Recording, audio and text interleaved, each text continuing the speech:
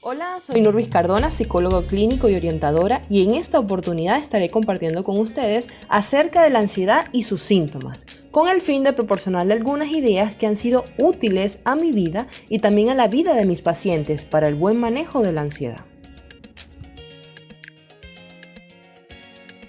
La ansiedad es una respuesta anticipatoria a una amenaza futura.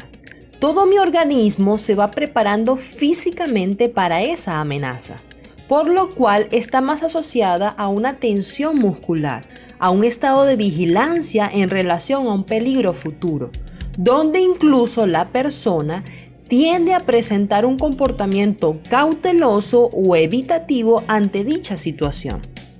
Hay que destacar que si el nivel de estrés es elevado, entonces la persona está más propensa a padecer mayores niveles de ansiedad, por lo cual el manejo adecuado de los estresores es clave para minimizar esta tensión muscular o los síntomas de la ansiedad. En esta oportunidad voy a resaltar dos tipos de trastornos de ansiedad según el Manual Diagnóstico y Estadístico de los Trastornos Mentales en su quinta edición, conocido como DSM-5. El primer trastorno es la ansiedad generalizada, que se considera como una ansiedad y preocupación excesiva que se produce más días de los que ha estado ausente durante un mínimo de 6 meses, en relación con diversos sucesos o actividades. En este caso, al individuo se le hace muy difícil controlar la preocupación. Algunos síntomas comunes son inquietud, fatigarse, dificultad de concentración, irritabilidad, tensión muscular y problemas del sueño. También es muy común que los pacientes que manifiestan ansiedad generalizada por lo general han experimentado en algún momento el trastorno de pánico o conocido como un ataque de pánico, que sería nuestro segundo trastorno a destacar. El trastorno de pánico es la aparición súbita de miedo intenso o de malestar intenso que alcanza su máxima expresión en minutos. Algunos síntomas comunes son palpitaciones, sudoración, temblor, dificultad para respirar, sensación de ahogo, molestia en el tórax, malestar abdominal o náuseas, sensación de mareo, escalofríos, hormigueo, sensación de irrealidad, miedo a perder el control y miedo a morir. Existen diversidad de estrategias que ayudan a manejar estos trastornos, pero lo que yo deseo es resaltar aquellos aspectos que en la práctica con mis pacientes ha resultado muy beneficioso y útil para minimizar la ansiedad y lograr esa sensación de bienestar en el individuo. En el manejo de la ansiedad yo procuro solicitarle a los pacientes el registro 24/7 de sus actividades, que sería el registro de una semana completa desde que se levantan hasta que se acuestan de cada una de sus actividades y conocer de esa manera tangible sus rutinas, las situaciones vividas y cómo lo están manejando. Así se hacen más conscientes de cómo están llevando su vida y estar prestos a manejar y hacer ajustes para su cuidado integral. Se ha presentado que los pacientes al realizar dicha actividad se han dado cuenta de sus excesos de trabajo, de que están comiendo a destiempo, de cuándo son los estallidos o por qué le duelen tanto la cabeza, de cuáles son realmente sus estresores y de esa forma empiezan a hacer ajustes en pro de solucionar los conflictos y formar hábitos saludables para sus vidas. Seguido de esta actividad, procuro enseñarles a tener cuidado integral de sus vidas enfocados en 4 componentes claves que le permitirán hacer ajustes para manejar y minimizar la ansiedad o el estrés, los cuales están relacionados a un abordaje cognitivo-conductual, pero también con mi toque personal espiritual que ha dado grandes resultados a aquellos que lo han aplicado. Estos serían los siguientes. Para el componente cognitivo, es importante hacerse estas preguntas y reflexionar al respecto. ¿Qué situaciones me están produciendo estrés y por qué? ¿Qué podría hacer para mejorar esas situaciones? ¿Qué situaciones evito o temo o veo amenazantes y por qué? ¿Qué podría cambiar porque realmente es una amenaza a mi salud integral? ¿Y qué situaciones podría ver como una oportunidad de crecimiento personal? ¿Cuál es la creencia, percepción o pensamientos que tengo al respecto? Y si realmente es saludable. ¿Podría cambiarlo por una creencia, percepción o pensamiento más saludable? Estas preguntas te permitirán identificar para que puedas actuar en pro de minimizar el estrés. De esa forma, ser más objetivo ante las situaciones que estás viendo como amenazantes y ver en lo posible si son oportunidades, así como también cambiar la percepción o creencia de una situación por otra mucho mejor y saludable. E incluso todo esto te llevará a capacitarte no en conocer más sobre la ansiedad, sino en aquello que necesitas para enfrentar eficazmente las situaciones de la vida. En cuanto al componente biológico, es importante que exista un cuidado de nuestro cuerpo o todo lo que involucre tener una buena salud física. No solo a nivel mental podremos manejar la ansiedad, sino que también debemos tener un cuidado físico. Por ejemplo, yo he visto pacientes que presentan niveles altos de triglicéridos y colesterol y manifiestan dolores de cabeza, insomnio y taquicardias. También si presentan una hipoglicemia podrían desmayarse, estar decaídos, presentar sudoración, querer comer dulce de manera desesperada. ¿Qué quiero decir con esto? Que si hay un desequilibrio a nivel físico, pues presentaremos síntomas que se asocian muchísimo a la ansiedad. Por tal motivo es importante realizar los chequeos médicos pertinentes para tratar ciertas patologías y conocer la situación actual de nuestro organismo, para así seguir los tratamientos necesarios para nuestro bienestar, acompañarlo de una alimentación balanceada y mantenerse hidratado durante el día. Es clave respetar las horas de sueño nocturno. Si realizamos actividades físicas o deportivas en horas tempranas, nos pueden ayudar a conciliar un buen sueño.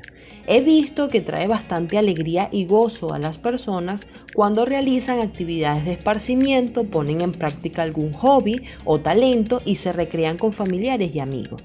Es importante mantener un aseo personal y el cuidado de tu belleza, que a lo mejor por el exceso de actividades se descuida. Hay que retomar ese cuidado. Y por último, practicar ejercicios de relajación y de respiración profunda que son muy buenos para minimizar las tensiones musculares.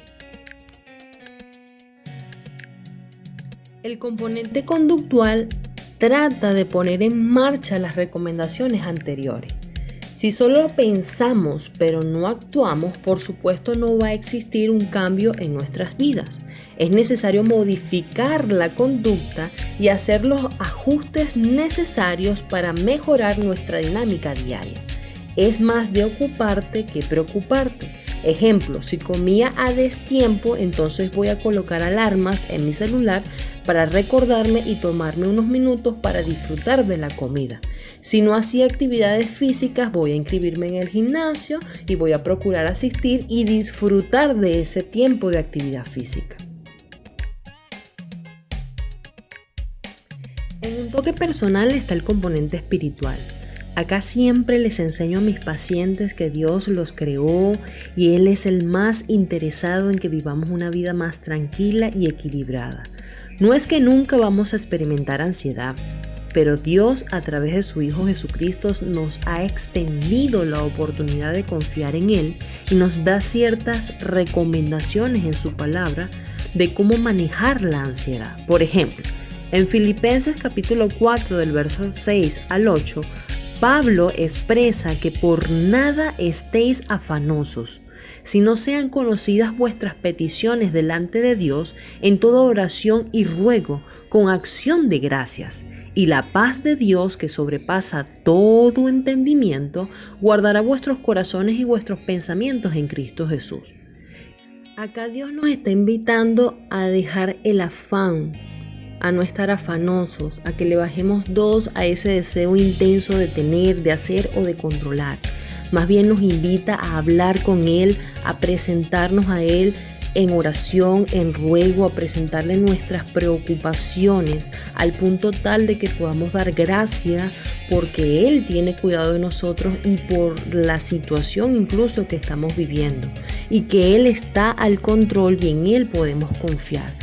Su paz va a cuidar nuestra mente, nuestras emociones, para que entonces podamos ver de manera diferente lo que estamos viviendo y hacer los ajustes necesarios en Cristo Jesús para nuestro bienestar. E incluso si seguimos leyendo nos damos cuenta de que nos invita a pensar de una manera diferente.